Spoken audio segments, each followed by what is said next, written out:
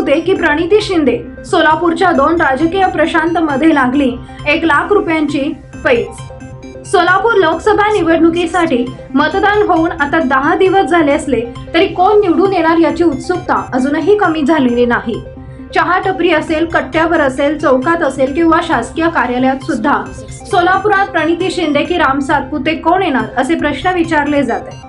आता तर लाखोंच्या पैजाही लागल्यात। विशेष म्हणजे ही पैज नागरिकांमधून नाही तर राजकीय नेत्यांमध्ये लागली आहे। एका प्रादेशिक वृत्तवाहिनीने महाराष्ट्र नवनिर्माण सेनेचे सोलापूर लोकसभा अध्यक्ष प्रशांत इंगळे आणि शरदचंद्र पवार राष्ट्रवादी गटाचे युवकचे प्रदेश नेते प्रशांत बाबर यांची मुलाखत घेतली। ही मुलाखत मध्ये इतका जोश होता की शेवटी त्यामध्ये या दोन्ही नेत्यांनी 1 लाख रुपयांची पैज लावली आहे।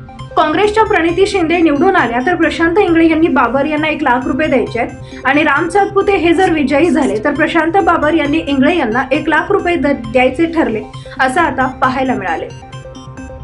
इंगळे तर वाजत गाजत हलगी लावून पैसे घ्यायला जाणार आहेत, मात्र बाबर हे सोलापूर शहरात शांतता राहावी म्हणून आपण कोणतेही ढोल बजा वाजवणार नाही असे सांगून शांततेत पैसे आणायला जाऊ असे मजेशीरपणे सांगितले। यावरून या निवडणूक निकालाची नागरिक असतील की राजकीय नेते यांच्यात उत्सुकता किती आहे याचा प्रत्यय येतो।